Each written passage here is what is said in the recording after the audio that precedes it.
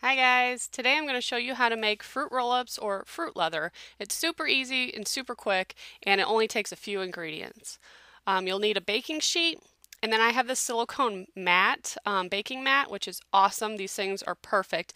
I think you can use parchment paper, but I would highly suggest the silicone baking mat. Then a blender, about 6 to 8 ounces of whatever fruit, and a tablespoon of honey. And this is awesome because I bought these raspberries for my son. He didn't really like them, and they were getting super ripe, and I didn't want to throw them away. So this is a good thing to do if you don't feel like eating them raw and you want to make something out of them before they go bad. So I rinsed them all off really well, dumped them into my blender, and added a tablespoon of honey. And once you get done blending it, make sure to taste it and make sure you like the sweetness level of it. And some fruits are sweet as it is, so you may not have to add honey or anything to it.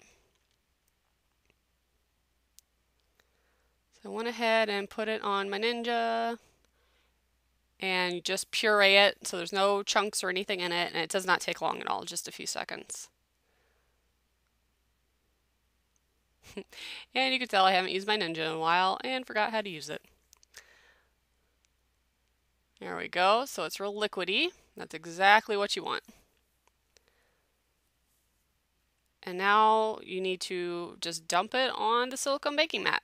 And you're going to kind of want to take a spatula and smooth it out really thin.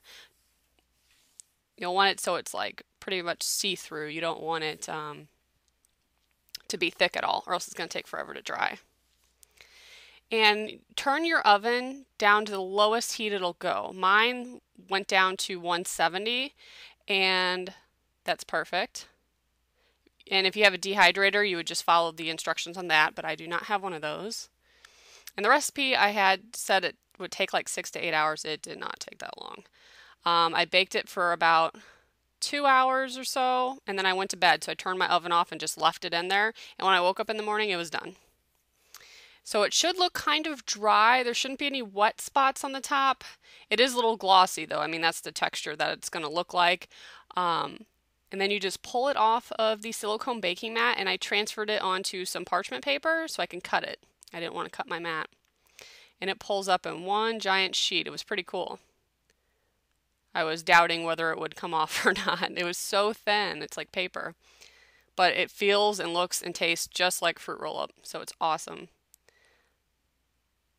And you have two options. You can put it on the parchment paper and cut it in strips and roll it like a fruit roll-up, or you can just take a knife and cut whatever designs. If you want squares or shapes, you could probably take cookie cutters even to it and do that. But for me, I just took a knife and just cut chunks because I'm probably the only one that's going to be eating it.